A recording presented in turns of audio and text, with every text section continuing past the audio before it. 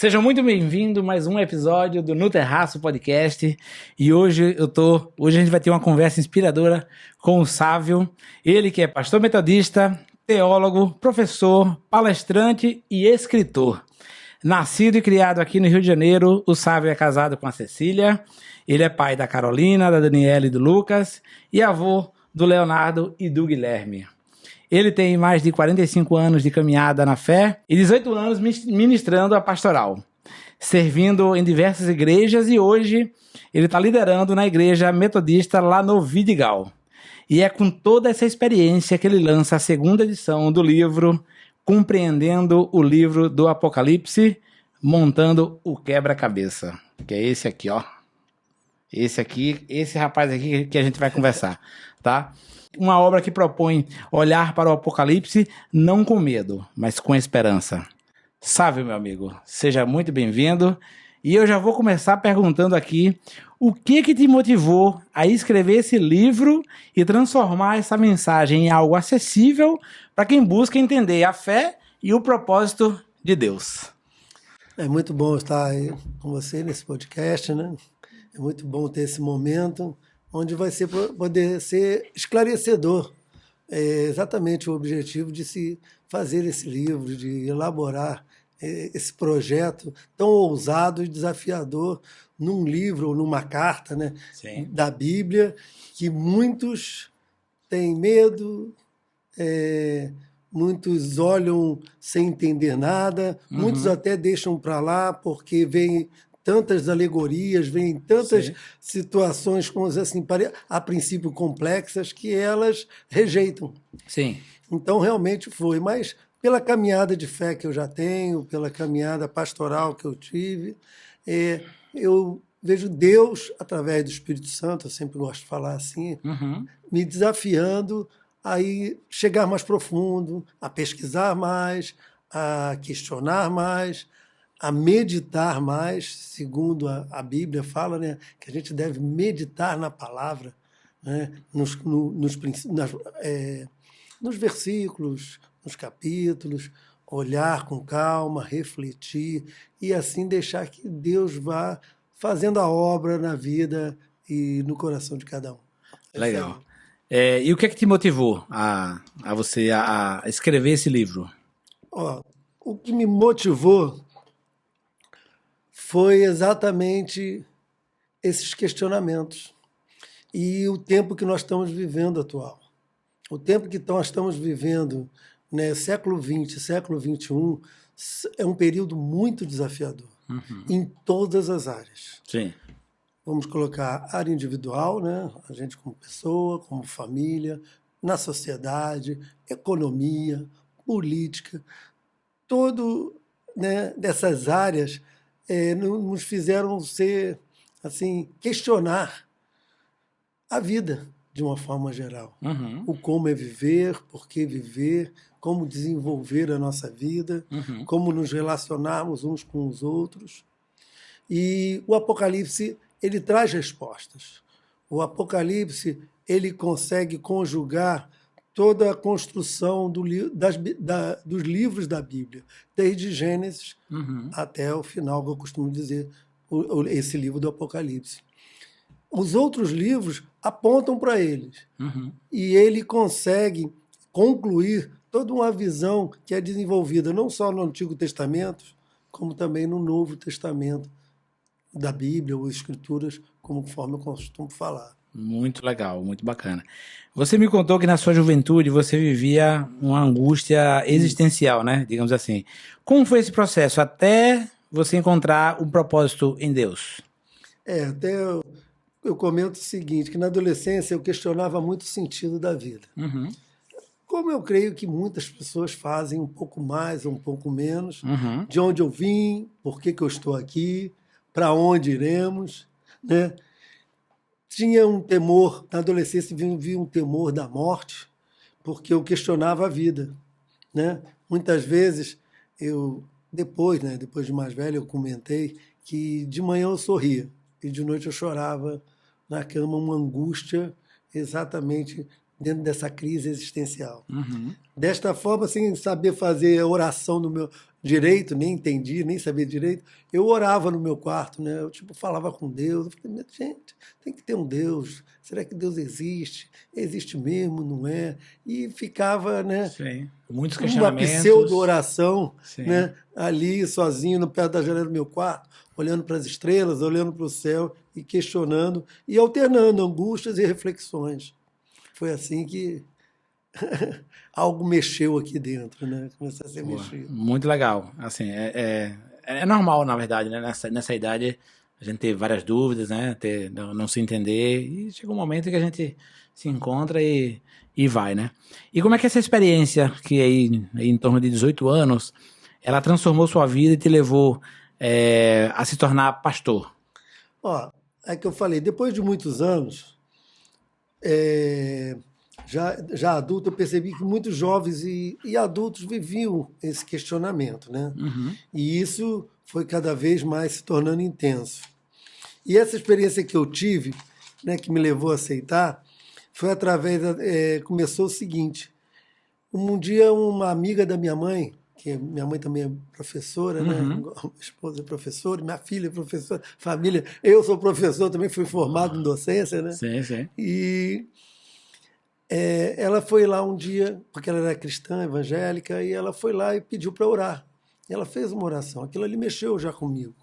Aquilo ali eu acredito que foi um start. Sim. Mas mesmo assim eu ainda não procurei a fé. Mas eu, vamos dizer, tive assim, mais um quebrantamento, né? Uma sensibilidade de falar assim, ela acredita, me passou uma certa verdade ali. Uhum. Né? Vamos comentar assim.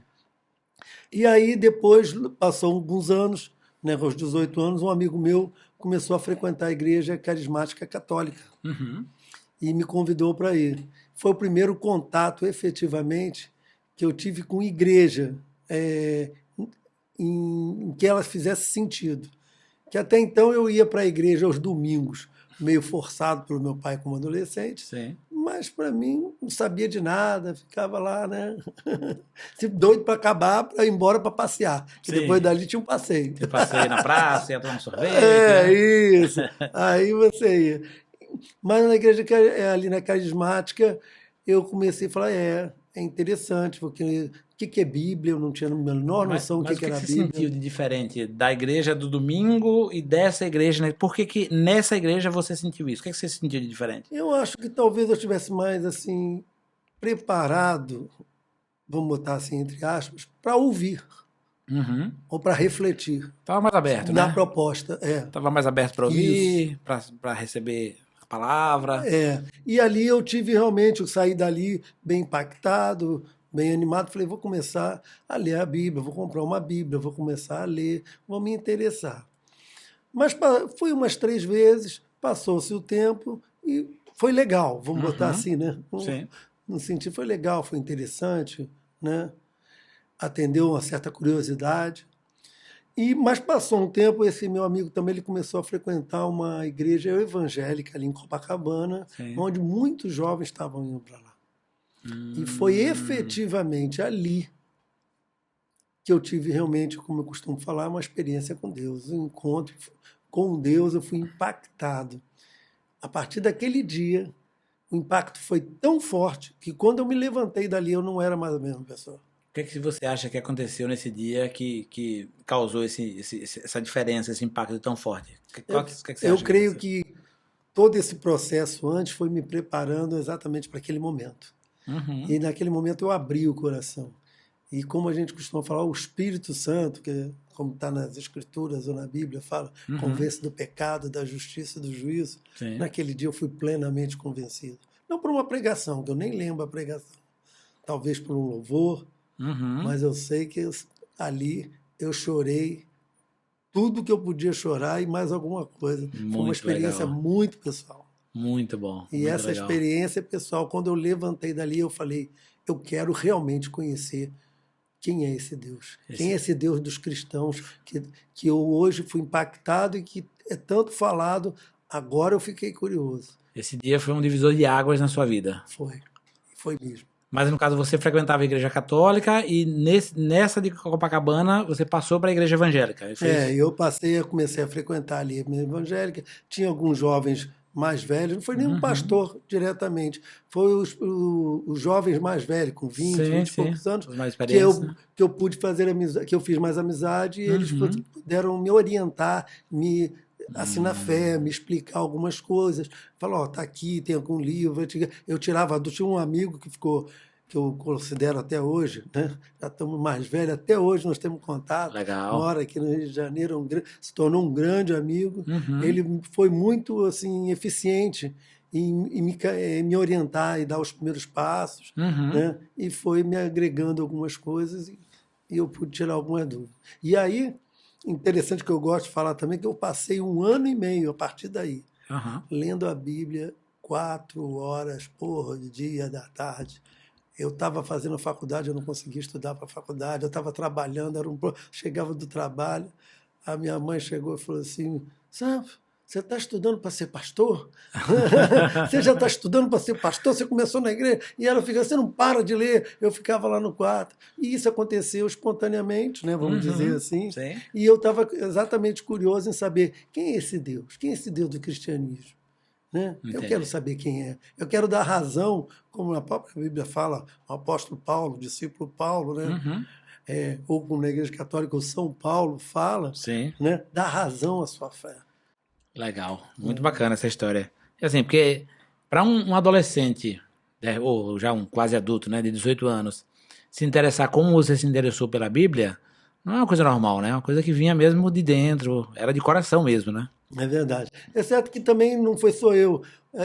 Essa igreja conseguiu colocar, vamos dizer assim, em torno de um período aí de uns 8 anos, quase 400 jovens. Parecia que tinha um imã. As pessoas passavam do outro lado da calçada, eram atraídos. Tinha baterias também, aquilo era uma novidade dentro da igreja. Eram jovens. E muitos jovens também tiveram essa experiência de fé.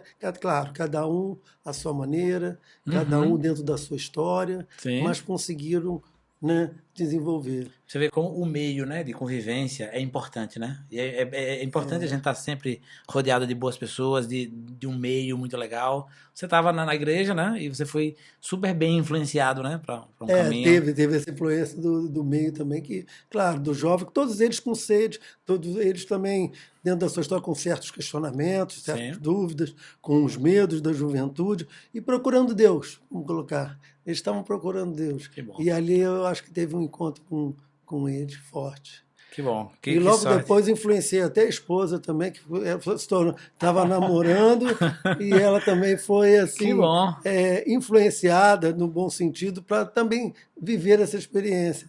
Ela conheceu e depois ela, assim, a parte, né, buscando no tempo dela, do jeito dela, ela também pôde ter essa experiência. Uma boa influência, e aí a coisa caminhou bem. E há 45 anos estão aí já juntos. Exatamente. Isso aí, 3 filhões, 2 netinhos. Isso aí. Foram 3 anos de namoro e 42 anos de casado. Isso aí. Deus continue conservando assim, até a eternidade. Sávio, são 18 anos de ministério e várias igrejas fundadas, né, lideradas. O que mais você aprendeu, né, sobre a fé e sobre as pessoas ao longo dessa jornada aí, de 18 anos? Foram 18 anos de ministério, né, 45 anos, o que eu posso dizer, como cristão. Passei por algumas denominações também diferentes, até chegar na Metodista, Igreja Metodista, que atual eu estou. Eu iniciei uma igreja realmente, efetivamente, em 2010 e pastoreei 9 igrejas, né, metodistas. Legal. Né? Sempre metodista, né? Sempre metodista. Mas antes de ser pastor, porque eu fui ser pastor já com 42 anos, né? Eu escorreguei bastante. Você vê que eu tive a experiência de fé com 18, só foi aos 42. Porque eu comecei a colocar, eu não queria... Eu queria ser pastor meio expediente, vamos colocar Entendi. assim. Eu queria ter meu trabalho secular, sempre priorizei isso. Né? Então, como tinha família e tal, muito preocupado, né, com o sustento da família, com o bem-estar da família, então eu achava saudável. E aí, com isso, eu passei por outras denominações e acabou também não acontecendo eu pastorear. Ainda que eu estivesse sempre ali perto de pastores, na liderança. E isso foi muito bom, que me trouxe uma bagagem, uma experiência para efetivamente trabalhar no ministério posteriormente. Né? E não tem jeito, né? Quando o caminho está traçado, não tem como fugir, né? A gente escorrega daqui até que foi. Aí eu trabalhei com comércio 22 anos, né? 22 anos na área de comercial, mas aí Deus apertou, teve algumas coisas, começou a aparecer uns nãos, eu não entendendo nada, as coisas não estavam dando certo, não estavam. Era Deus me direcionando para o ministério. E eu acabei entrando para o ministério do jeito de Deus, não do meu jeito. Exatamente. Mais na frente você foi entender, né? O porquê dos nãos, esse caminho, né? Na hora a gente não entende, a gente até reclama, mas mais na frente tudo tem um porquê, né? E o caminho está traçado. E continuando aqui, só para complementar, né, sim, claro, a resposta, ser pastor realmente precisa de fé. Com certeza. Precisa de muita fé.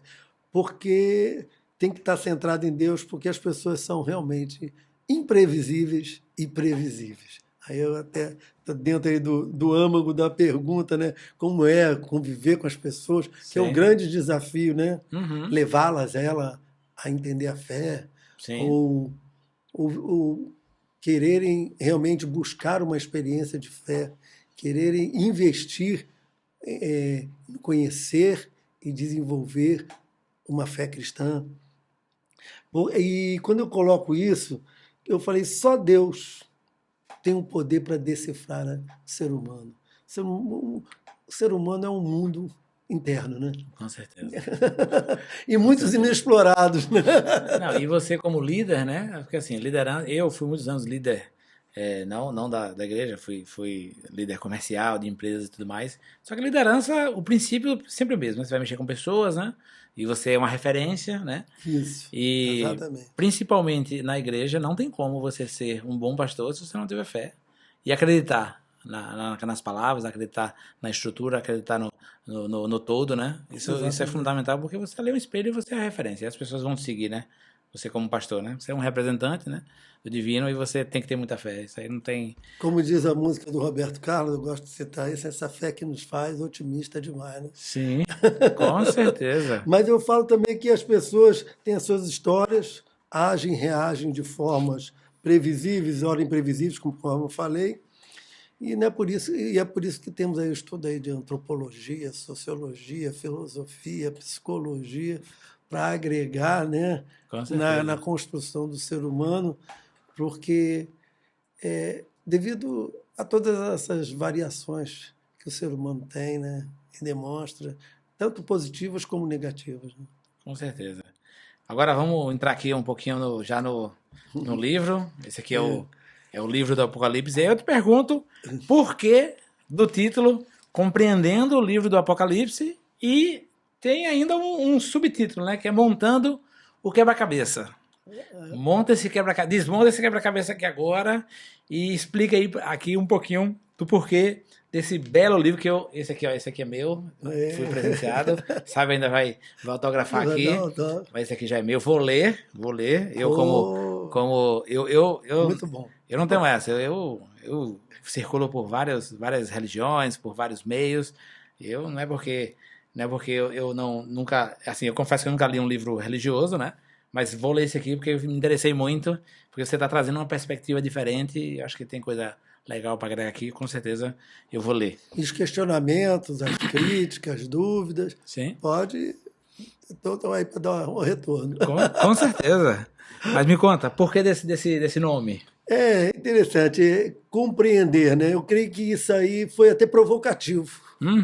Eu mencionei de uma maneira provocativa. Eu diria até disruptiva, até. Porque compreender o Apocalipse E aí eu boto assim, por que não entender? Entender porque o compreender vai além do entender, vai além do racionalizar. Não é também ir pela emoção, só sentir, né? E como eu uso uma palavra, né? Até o professor já mexeu comigo, que é uma palavra meio assim, mais complicada um pouquinho, é perpassar. Bonita ela, né? Bonita. Essa eu tirei do fundo do baú. Perpassar pela razão e emoção e deixar o Espírito Santo falar e revelar o que está escrito. É uma meditação bíblica, como eu falei, né? A meditação que nós cristãos acreditamos é nas passagens bíblicas, né? E a mim você vai ler uma passagem, vai ficar com ela ali, tipo, mastigando. Eu uso até uma expressão mais, assim, ruminando, né? Vamos botar, ruminando aquela palavra. E eu creio que aí Deus vai trabalhando e vai se mostrando e você vai conhecendo e desenvolvendo essa fé cristã. Então, o compreender é se deixar ser apurado e guiado pelo Espírito Santo sobre o que está escrito. Sim. Não é simplesmente... Muitas falam assim, mas eu já li. Eu também já tinha lido no início, né, da minha caminhada. Né? Eu li muitas vezes. O livro do Apocalipse, antes de eu começar efetivamente, vamos dizer, dar uma atenção maior, a um investimento maior, né, de leitura e de estudo, eu já tinha lido pelo menos umas 10 vezes. Então, eu conhecia, mas não era o suficiente. Sim. Como até os outros livros também. Então, quando você para, né, e se deixa sensibilizar pelo que é falado e vai fundo, né, eu até vou desenvolver isso mais na frente, eu procuro a gente desenvolver mais sobre isso, mas para ser mais efetivo na resposta. Essa compreensão... esse tema, compreensão, é exatamente para desafiar a pessoa a ler com mais cuidado, investir melhor e questionar mais, né, pausadamente, o livro do Apocalipse. O montar o quebra-cabeça, eu coloquei como um encaixar as peças. Que muitos estudiosos, isso aí veio também porque muitos estudiosos já ouvi, muitos teólogos, né, formados, bons teólogos, eles conseguiram perceber, entender, né, ou melhor, até compreender boas passagens. Mas eu falava assim, está faltando peça nesse quebra-cabeça. Eles montaram uma parte, mas é a outra parte. Aí o outro montou uma outra, montou a outra. Eu falei assim, vamos juntar essas peças? Vamos realmente fechar isso aí para que as pessoas possam desmistificar a visão do Apocalipse? Então, esse nome, Montar o Quebra-Cabeça, esse subtítulo, está sensível à organização do livro, do Apocalipse, né, junto com os outros livros do Antigo Testamento, que já profetizaram. Deus usou muitos profetas, levantou muitos homens no Antigo Testamento e no Novo Testamento também, para já apontarem para o que... para a conclusão do Apocalipse. Entendi. Eles também já vislumbraram uma parte do Apocalipse. Eu falo isso, por exemplo, o livro, eu botei num capítulo aí, 10, só sobre Zacarias. E se você ler Zacarias, você fala assim, esse homem também acho que foi para o céu, não foi só João, não. Porque ele fala tanta coisa que coincide com João, e há milênios de anos atrás. Há um ano, né? Lá atrás ele já estava... Ele parece que ele também viu alguma coisa. Né? Sim. E fora os outros que também viram algumas partes e vão se encaixando. Por isso que esse montar quebra-cabeça tem a ver também com isso. Legal. Né? E eles se complementam e se confirmam. Bacana, muito bom. O Apocalipse, ele costuma gerar medo, né? O pessoal tem muito medo e tudo mais. Mas você disse que quer trazer maturidade e esperança. Como que essa leitura pode fortalecer a fé do leitor? É interessante, essa pergunta é muito boa. Sim, à primeira vista a gente se depara com muita catástrofe. Destruições e figuras que intimidam o leitor, quem está lendo. Essa é uma grande verdade. Quando você vai ler, você começa a ver trechos que você fala, não, isso é muito complicado. Ih, tem muita destruição, estou com medo, estou com pavor, né? E as pessoas dão um parafuso, né, geral sobre isso. Mas como eu mencionei, né, na minha leitura mais apurada, falei da leitura apurada, essa reflexão das escrituras da Bíblia é perceber em meio a essa visão intermediária causada pela ação do homem. Ou seja, as destruições, as catástrofes, todo o mal que a gente vê, infelizmente, tem a ação direta ou indireta do homem. Aí algumas pessoas, mas o homem faz tanta coisa boa. Eu costumo dar um exemplo. Vou dar um exemplo de algumas pregações que eu já fiz e mencionei. Santos Dumont. Santos Dumont, um pai da aviação, criou um avião belo, ele sonhava. A vida dele toda dedicada à construção. Foi um homem vai voar. Né? Ele estudou, ele errou, ele acertou, ele conheceu a história da aviação de homens que tinham errado e acertado tentando voar e tal. E ele vai lá e consegue colocar aquele 14 bis voando. Coisa tremenda. Calculo o impacto daquele homem, realizei e construí um sonho, não só para mim, mas para a humanidade. Sim. Que coisa tremenda. Uhum. Ele, né? Eu, um outro dia também, isso até me inspirei não só no livro que eu li dele, mas também em séries que eu vi, né? Uhum. Teve uma série assim, muito legal, resumindo. E ali eu pude até ver, né? Eu falei, parece que eu viajei para lá, né, no tempo, né? Viajei no tempo. E aí ele faz esse voo, o avião fica, mas infelizmente o que estava ali em jogo, por trás dos bastidores, que estava apoiando, financiando até ele, era um interesse bélico. Era um interesse já para a Primeira Guerra. Sim. Onde eles iriam superar o inimigo, né? E com uma arma que, vamos dizer assim, que eles não esperavam, né? Que era a aviação. E aí colocaram uma metralhadora naquele avião. E aquilo que estava para ser o bem da humanidade, para o progresso da humanidade, que iria trazer, né, benefícios mil, e trouxe, em uma certa parte, mas foi usado, botaram uma metralhadora para matar pessoas. Depois botaram bombas. E até hoje aí o que a gente vê. Aí a gente costuma falar, o tiro saiu pela culatra. Sim. Né? O Santos Dumont viu o início disso e dizem até que ele morreu deprimido devido a sua criação, que ele não esperava que fosse para aquilo. Então, voltando à resposta, né, você vê que o homem, dando ouvidos, a gente costuma falar ao diabo, ao inimigo das nossas almas, dando ouvido ao mal, ele acaba tendencioso para, ao mesmo tempo que constrói, destrói.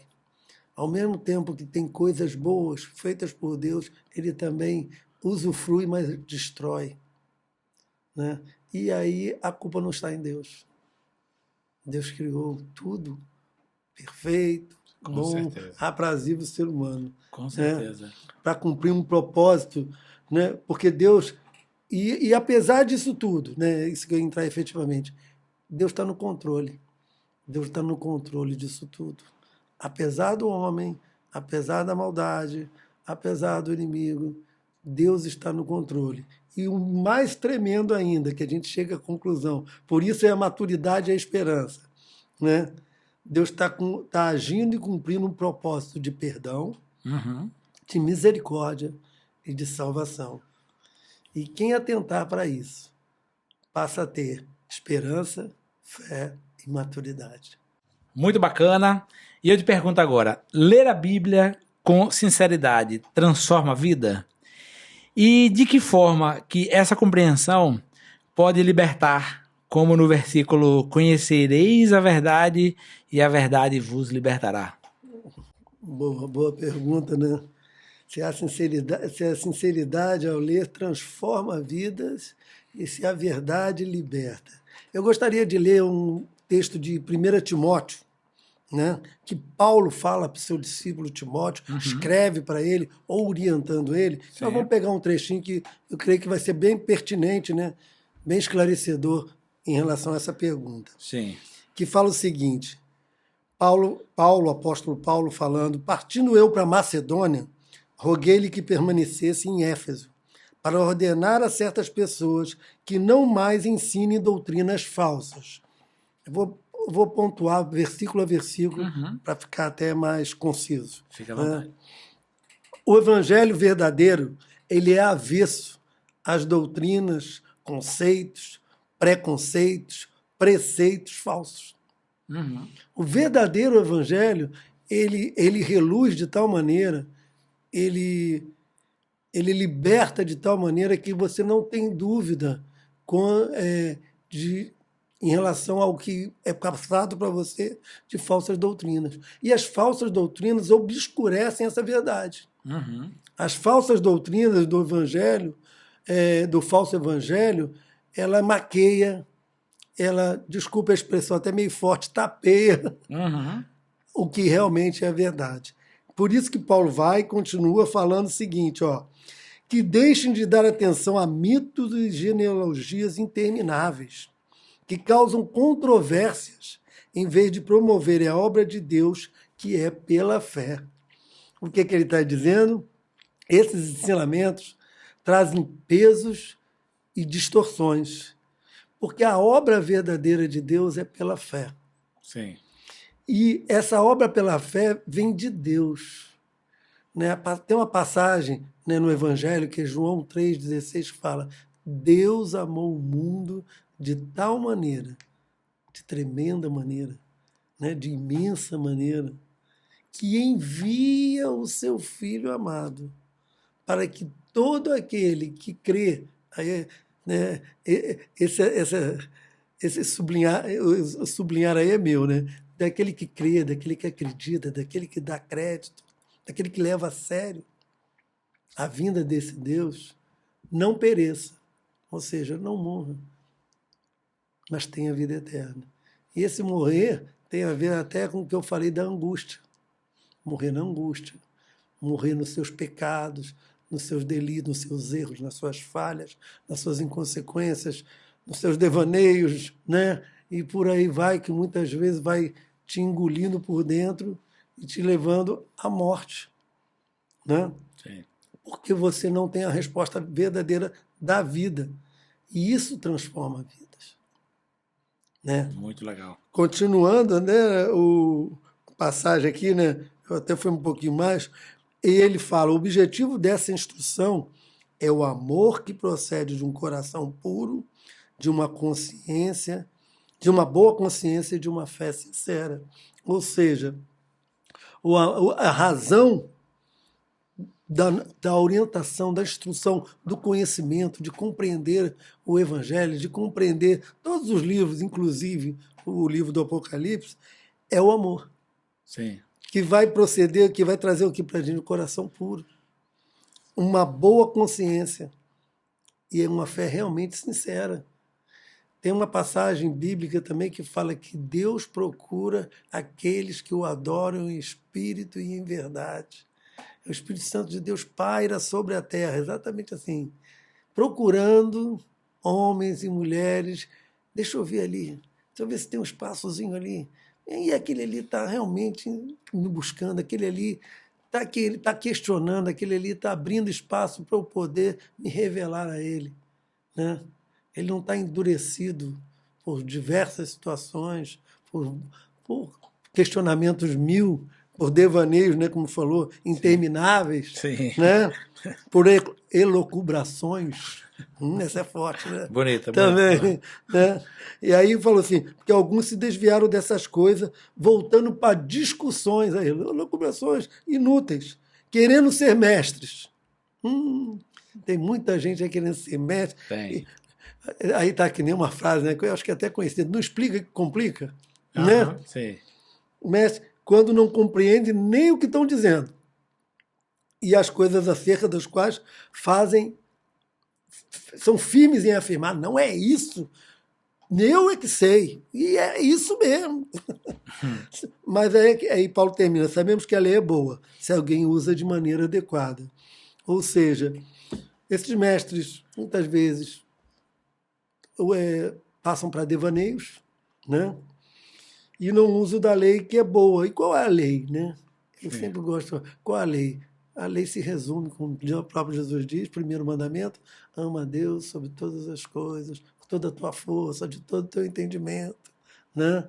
E o segundo mandamento: ama o próximo, como a si mesmo. Você está até na Constituição, né? Sim. O meu direito vai até onde começa o do outro. Sim. Né? O outro também tem o direito dele, o outro também tem os deveres dele, assim como tem direito e deveres. Então, o vento que venta lá, venta cá também.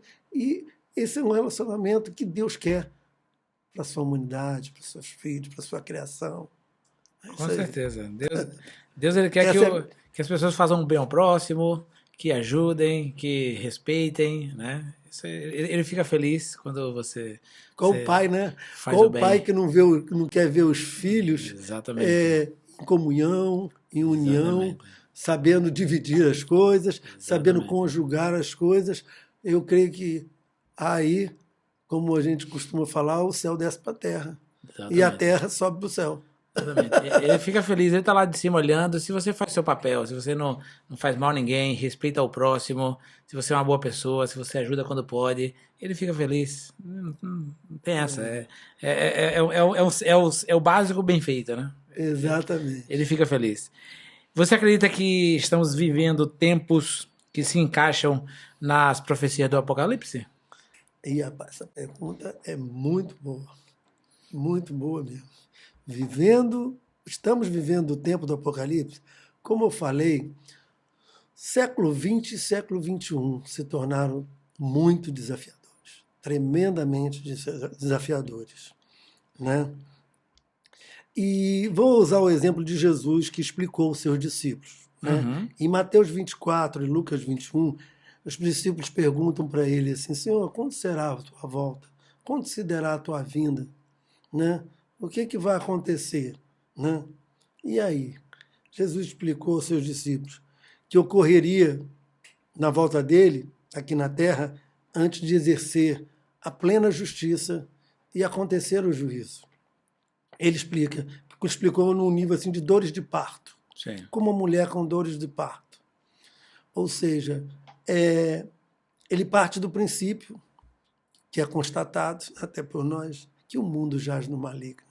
O mundo subsiste no maligno. O mundo é injusto. Sim. Infelizmente, as pessoas querem colocar, mas o mundo é injusto. Né? Seja em que país for, um pouco mais, um pouco menos, né? Em outros muito mais, o mundo é injusto.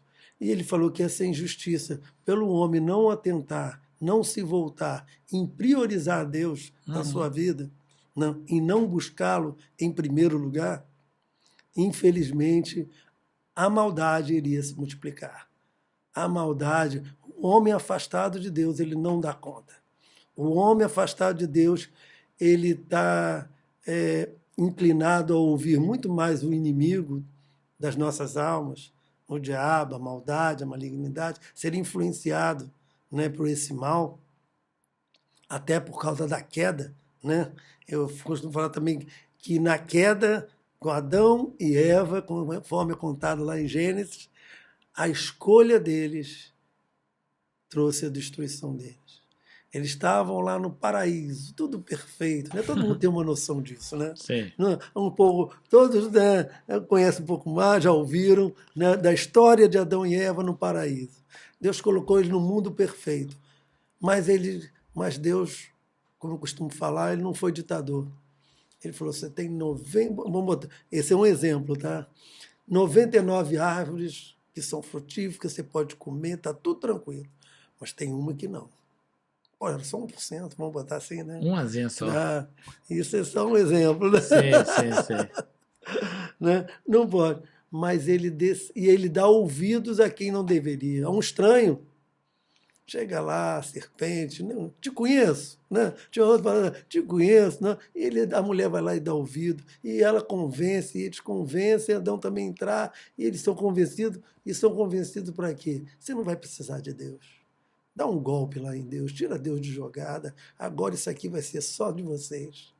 Vocês é que vão gerenciar isso aqui. Mas isso era um engano.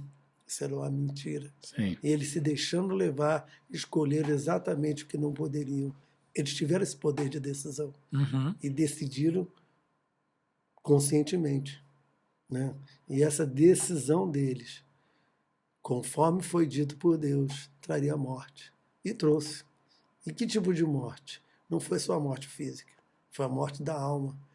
Nós vamos falar que a palavra medo não existia, né? No paraíso. Não tinha, até então o medo não constava. Nós tivemos medo e nos escondemos. Né?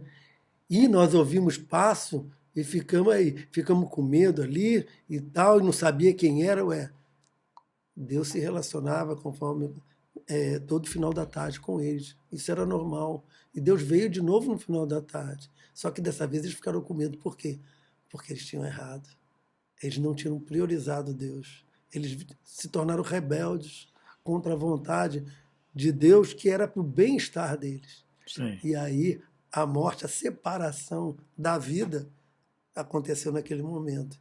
E aí, mediante isso, a destruição vem.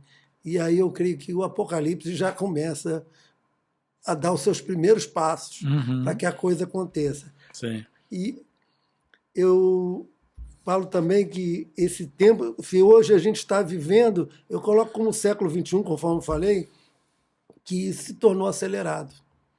O início do século XX parece que ele supera todos os outros, vamos botar 19 séculos anteriores. Sim. Ele coloca no bolso todos os outros 19 séculos, porque começa ali a Revolução Industrial. Sim. Começa ali a Primeira, depois logo a Segunda Guerra. As epidemias se tornam mais fortes. Ao mesmo tempo que a multiplicação do ser humano aumenta enormemente. Não sei se as pessoas sabem, né? Eu pesquisei já, antes até lendo aqui, né? Estudando e montando o quebra-cabeça do Apocalipse. Início do século XX, nós éramos em torno de 1 bilhão de pessoas. Final do século XX, em torno de 8 bilhões de pessoas. Muita gente. Que loucura, né? Não, muita gente. Um crescimento desordenado. Totalmente desordenado e descontrolado. Sim. E o homem não está dando conta, não dava antes, perdeu o controle, a coisa ficou desenfreada e nós estamos tendo mais caos, consequências de um homem continuar duro em buscar, em ouvir, em atentar ao Deus Criador, ao Deus que queria criar um ser humano à sua imagem e à sua semelhança, mas, infelizmente, por uma escolha ruim, por uma decisão ruim, né? Por uma rebeldia, Sim. ele está destruindo mais do que construindo, porque não está, vamos dizer, passou para o outro lado. Sim. E Deus fala, volta, eu enviei meu filho. Eu estou querendo você de volta, apesar disso tudo, eu te quero de volta. Eu quero resgate. Com certeza. Com certeza. Ok? Muita gente diz que não entende o Apocalipse por causa das alegorias. Como é que o livro pode ajudar a tornar essas mensagens mais claras? É interessante, né? Que falando sobre as alegorias, né? O meu livro ajuda a esclarecer, porque eu me fundamentei na didática de Jesus. Jesus tinha uma didática. Sim. E a didática dele era falar por parábolas e por alegorias. Sim. E esse intuito dele falar isso, junto aos seus discípulos, era para facilitar a compreensão. Né? Ele, por exemplo, a parábola do bom agricultor que saiu a semear. Uhum. Eles entendiam isso de semente.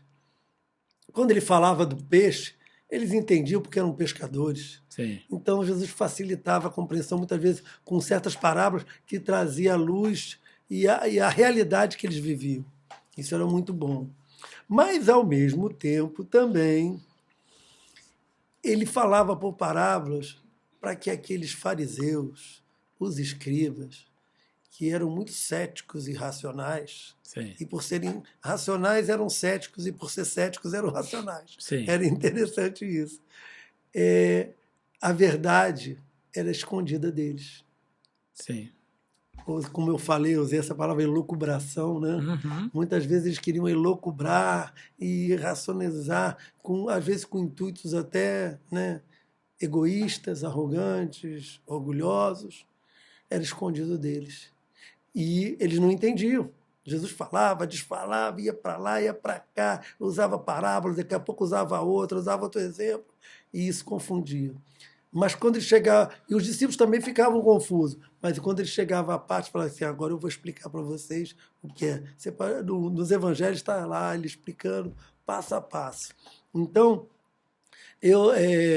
A gente usar o livro do Apocalipse, ele tem alegorias também por isso, para esconder e mais para explicar. É uma forma de proteção também, né? É isso, para explicar, né? E para esconder. Sim. Até hoje. Sim. Né? Então eu procurei organizar o livro, né, ou a carta, que eu costumo falar do Apocalipse, respaldado em passagens bíblicas do Antigo e do Novo Testamento, que iriam fortalecer a fala ali, né, mencionada. Tanto que eu fiz de capítulo a capítulo. Não deu para fugir. Sim. Tive que colocar capítulo 1, 2, 3, exatamente para fazer uma análise mais ponderada, mais equilibrada, mais profunda de versículo. E respaldado na própria Bíblia. Sim. Porque a própria Bíblia se explica. A própria Bíblia explica a Bíblia. Sim. A própria Bíblia explica, né, testifica, como eu falei, né, confirma que Jesus é o Filho de Deus. E se você for ali, você vai construindo isso e tendo uma compreensão melhor. Teve um pastor amigo meu, né, eu até comentar, gostei da observação que ele mandou. O pastor Sávio, o homem que simplificou o Apocalipse. Então, lendo o livro, você vai entender de uma forma mais didática, mais simples, mais mastigada o Apocalipse, né? Isso. E respaldado na Bíblia. Sim. Porque onde você está fundamentando, eu vejo assim, toda fala tem que ter um fundamento. Com certeza. E esse fundamento, se ele estiver bem apoiado, né, ele vai convencer. Sim. Contra fatos não há argumentos, né? Com não certeza. Tem um ditado que fala. Com né? certeza. E, por exemplo, Gênesis é o início do livro. Os outros livros do Antigo Testamento, eles se dão como um desenvolvimento. O Novo Testamento já caminha para a conclusão, para um fechamento. E no Apocalipse se dá a conclusão. Então, se você organizar, como eu falei, montar esse quebra-cabeça de uma maneira organizada, com sensibilidade, ouvindo o Espírito Santo, porque foi ele, né? Sim. A Bíblia foi inspirada pelo Espírito Santo, é isso que a Bíblia fala, que a gente crê. Sim. Então, se ela foi inspirada, deixa ele falar, deixa ele mostrar. Né? Aí a gente vai num texto, vai lá, né? Isso aqui, encaixa, e o quebra-cabeça vai sendo montando, e você não vai ter dúvida que realmente Deus está falando. Muito bom, muito bom. Estou ansioso para ler esse livro, viu? Algumas igrejas, elas evitam o tema, né, do Apocalipse. Por que você acha que falar sobre o Apocalipse impacta, ou é tão importante, na verdade, hoje, falar do Apocalipse? Isso é interessante, porque as igrejas realmente têm evitado, não é só agora não, já há muito tempo. Foram poucos que ousaram, né, se aprofundar e falar. E hoje, com muitas denominações evangélicas, a Igreja Católica Cristã também, né, tem, assim, não é bem rejeitado, mas tem fugido de trabalhar o tema, ou de questionar o tema, ou de investir, né, e desenvolver, né, sobre o Apocalipse. No fundo, eu acho que eles não se dedicam em conhecer porque falta você um pouco pesado, humildade para desenvolver. Porque a gente tem que baixar a nossa bola, reconhecer que a gente não sabe, reconhecer que a gente, né, se vê inapto, mas está disposto a investir, está disposto a desenvolver, né, a nossa fé conhecendo. Isso é para toda a Bíblia. É que eu falei, aos 18 anos eu não sabia absolutamente nada, nem sabia o que era a Bíblia direito, como eu se montava, não sabia nada de fé. Eu tive aquela experiência que impactou e mexeu comigo. Mas eu fui dar razão à fé. Eu fui investir. Eu reconheci que eu não sabia, procurei pessoas que pudessem me ajudar nos primeiros passos, igual uma criança, né, para você poder desenvolver. Então eu vejo que eles não têm. Então precisa de sensibilidade para ouvir e para compreender, né? E muitos não são ensináveis. Isso tem resistência em aprender. Outros fogem por preconceituar o assunto. Outros que trocam a fé pela razão. Outros trocam a fé pela emoção, né? Hoje, por exemplo, eu vejo o Apocalipse, por que ele é importante? Porque ele é vital para a igreja cristã. Ele está falando da igreja. A igreja tem um início, tem um meio e tem um fim. Jesus falou, aqui, no início, né, ele apareceu lá no livro de Atos, eu estou subindo para o meu Pai. Mas da mesma forma que me viste subir, vocês vão me vir descer. Sim. Da mesma forma que vocês estão me vendo glorificado, que eu morri e ressuscitei, e essa é a grande máxima do cristianismo. Sim. Ele provou que ressuscitou. Com certeza. Está nas Escrituras, 500 pessoas, Paulo falou, botou até o número, em torno de 500 pessoas já testificaram que ele ressuscitou. Oh, não tem aquela, né? O pessoal costuma falar, né, nas conversas de rua aí, né? Vamos dizendo assim, entre amigos, fala assim, para tudo tem jeito, menos para a morte. Aí eu falei, meu querido, eu vou ter que discordar de você com a minha caminhada de fé. Até para a morte tem jeito, porque Jesus ressuscitou. E todos viram. Ninguém voltou de lá para dizer como é lá do outro lado. Eu falei, rapaz, vou ter que discordar de novo. Alguém voltou sim. Jesus voltou. E apareceu, glorificado, ressuscitado, conforme ele falou. Tudo que ele falou se cumpriu, ele não falou caô, como diz outro, né? Não enganou. Sim, ele deu um jeito. Né? Ele está lá e veio e ressuscitou, conforme tudo que ele falou foi cumprido nele, na pessoa dele. Então é vital. O João afirmou na carta dele também, até lembrando aqui, no início da carta ele fala que essa carta foi revelada por ele, que primeiro foi o telefone sem fio, né? Já foi numa Wi-Fi ali. Já começou daquela época já. Né?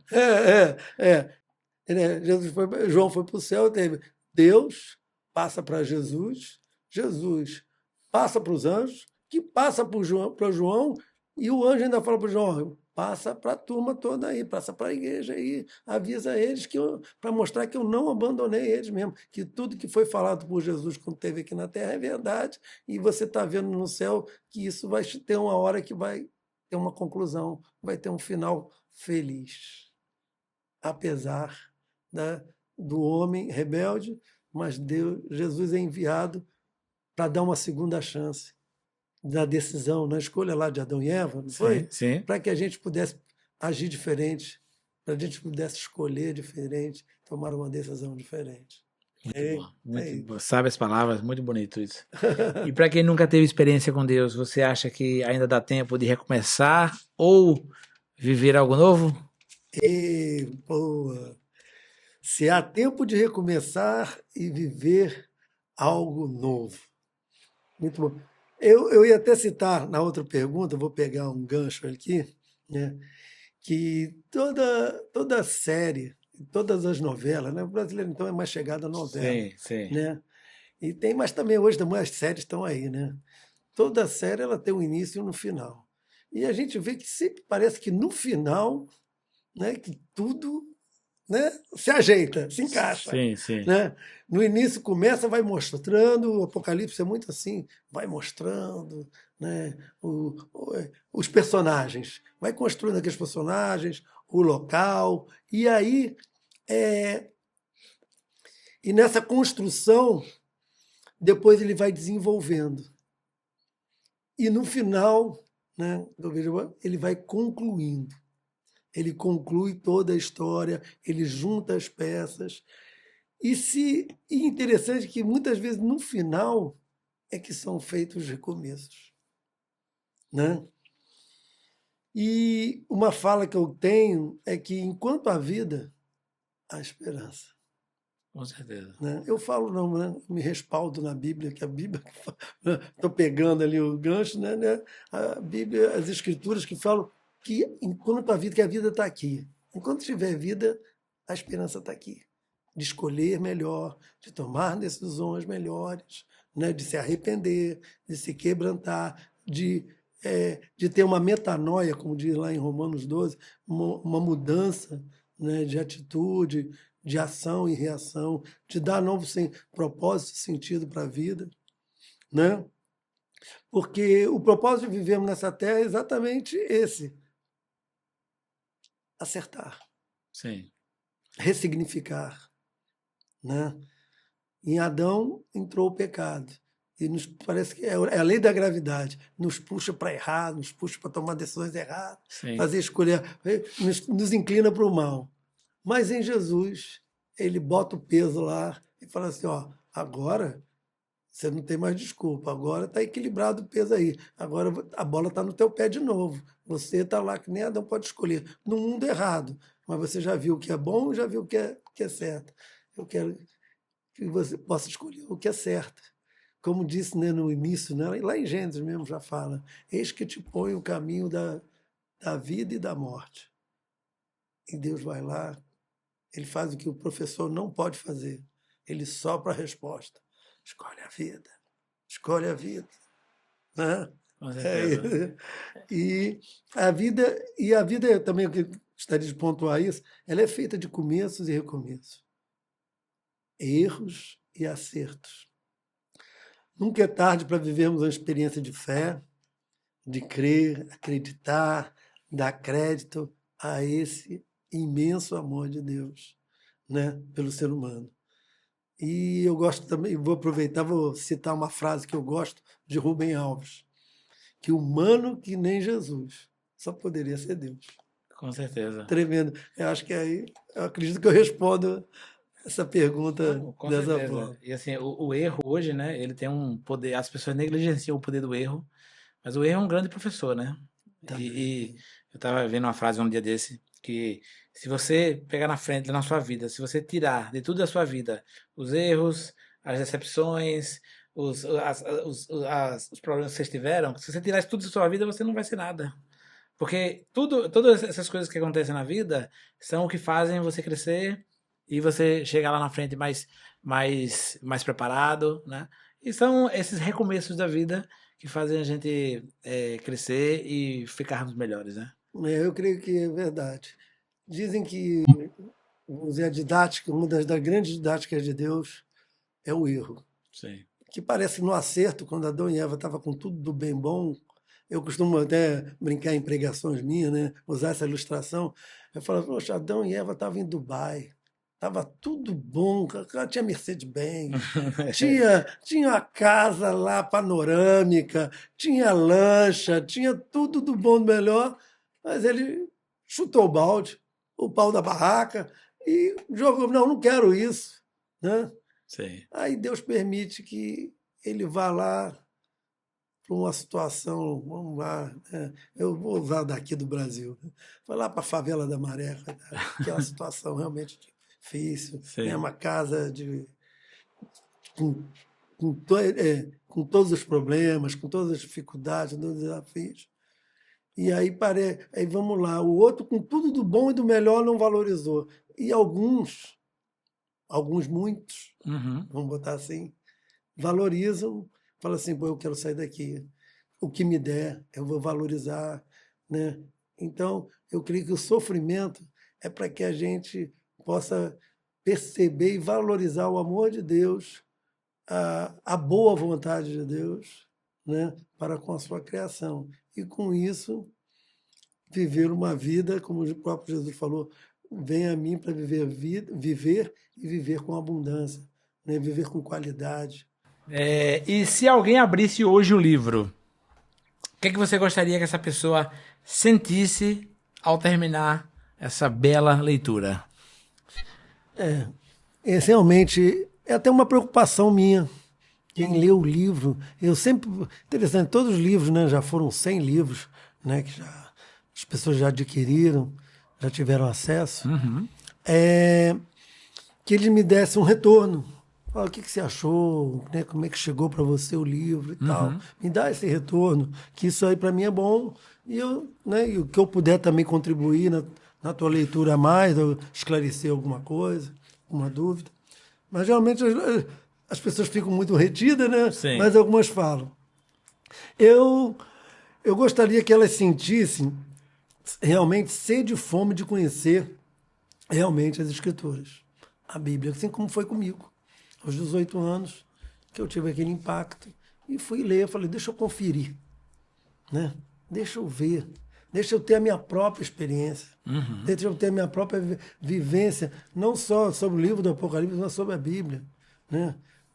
pessoal fala tanto de Deus, Deus dos cristãos é isso, querem me convencer, que as pessoas, né, hoje está no Brasil, então isso, querem me convencer de ser evangélico, de ser crente, de ser cristão, ou de ser, né, seguir uma religião, fazer isso, fazer aquilo. Mas eu creio que convencer pode durar até um período. Mas converter, é como eu falei, só uma experiência com Deus e é pessoal, é real da pessoa, é particular. Com certeza. Né? Aí o que acontece depois, né, cada um tem a sua proposta de vida, a sua história de vida que vai desenvolvendo. Né? Jesus falou o seguinte: examinai as Escrituras, porque elas testificam, confirmam sobre quem é Ele. Ele fala, vai lá. As Escrituras. Por que existe a Bíblia? Por que tem 66 livros em períodos diferentes, em épocas diferentes, que apontam, todos eles apontam para Jesus. Direto ou indiretamente apontam. A maioria diretamente até. Sim. Falam da vinda do Messias, do Filho de Deus, que ele veio. E ele fala, confere, porque não precisa... Tem outros livros? Tem. Que confirmam de Jesus? Sim. Mas esses 66 são suficientes para confirmar e não precisa. Não, eu costumo usar como padrão do tablete de ouro, né? Que nós temos como referência para o mundo inteiro o peso do ouro, aquele tijolinho, né? Do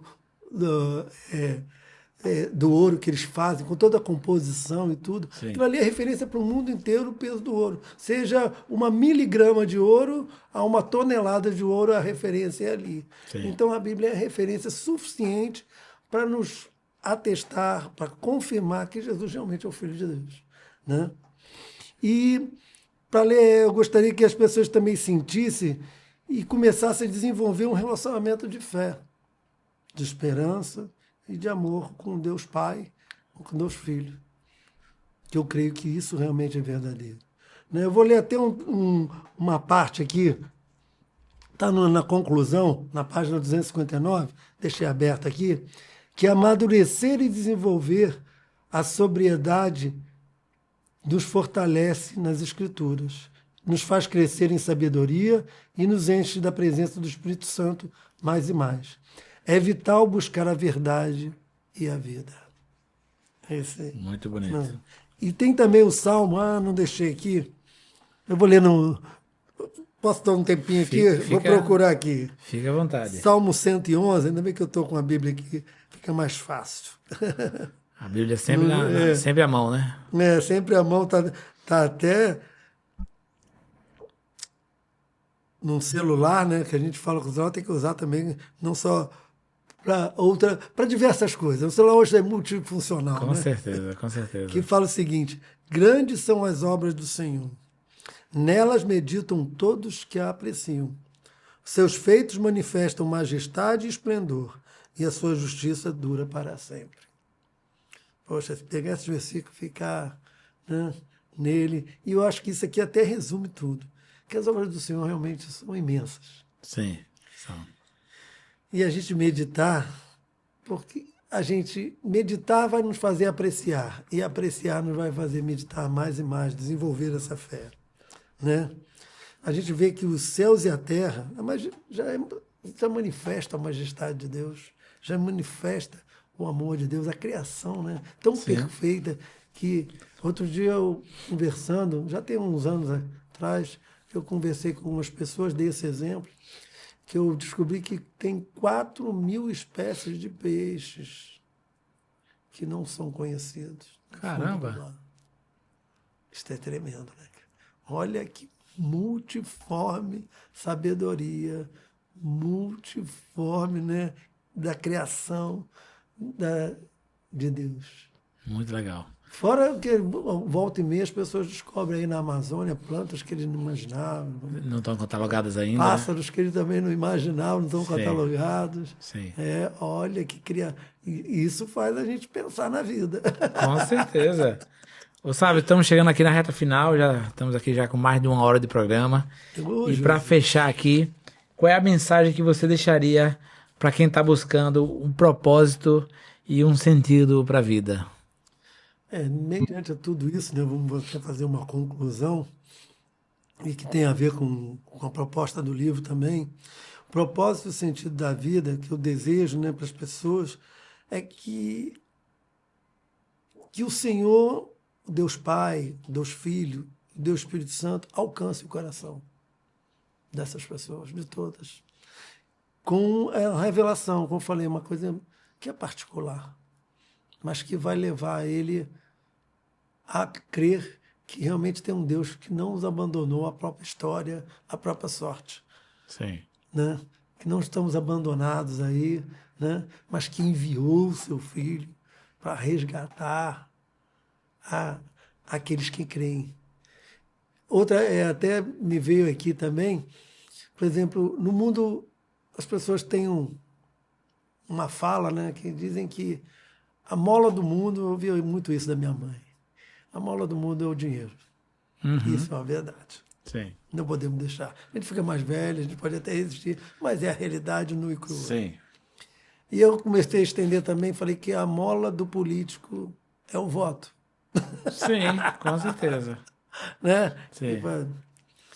E Deus, por sua vez, a gente fala assim, Deus nunca vai pedir nada de mim, Ele não quer nada, né? É tudo dado pela graça. É verdade, é dado pela graça. Só que Ele requer alguma coisa assim. Ele requer que a gente dê crédito, que a gente creia. Essa é a moeda para ir para o céu. Dar crédito, crer, levar que Ele é a sério, levar que Ele não jogou, que Ele não enviou o Filho dele para passar todo aquele processo à toa e que a ressurreição dele realmente é verdade. Essa é a mensagem. E eu queria deixar aqui também, na contracapa, aproveitar, vou finalizar, né, que já tem 1 hora, né? Sim, não, fica à vontade. Desenvolveu bem. Que o Apocalipse, o livro da esperança, aqui eu vou ler, né? Essa plenitude está no livro da esperança, o livro do Apocalipse, livro que parece ser escrito do céu para a terra. Esse estudo que eu venho apresentando nessas páginas veio no meu coração para compartilhar as verdades de Deus, que Deus, através de seu Espírito Santo, tem me mostrado, pois creio que Deus não quer mostrar apenas para mim, mas para todo aquele que crê, que busca e que tem um coração sincero, que tem seus questionamentos e quer saber e entender os desígnios de Deus para o ser humano. Em Mateus, o Evangelho de Mateus 13, 16, 17, fala: felizes os olhos de vocês, porque veem, os ouvidos de você, porque ouvem. Pois eu lhe digo a verdade, muitos profetas e justos desejavam ver o que vocês estão vendo, mas não viram. E ouviram o que vocês estão ouvindo, mas não ouviram. Ou seja, o livro do Apocalipse está aqui em pleno século XXI, trazendo e apresentando todas as verdades que estão latentes mais do que nunca, para instruir, exortar, consolar, guiar e dar direção ao povo cristão, povo que se submete à vontade do Criador com temor e tremor, porque compreende o seu amor por nós. É isso. Isso aí, meu garoto. Parabéns pelo trabalho, pela jornada linda, né? Obrigado pela sua presença aqui, né? É sempre para mim uma alegria receber pessoas do seu nível, né? De alto padrão pessoal, profissional, espiritual, né? Assim, não é todo dia que eu tenho a visita, né? De uma ilustre presença como a sua, da sua digníssima esposa, né? Obrigado. Desejo muito que você volte outras vezes, né? Para nós gravarmos outros programas desse aqui. E estou aqui sempre à sua disposição. Tá bom, Rafael. Foi um prazer também conhecer, estar contigo aí nesse podcast. E espero estar contribuindo efetivamente aí na construção do ser humano, né? Afinal, um desafio tanto, né? Outro ser humano cheio de falha, né? Fraquezas, limitações, mas que está ousando abordar o assunto com mais propriedade e maturidade.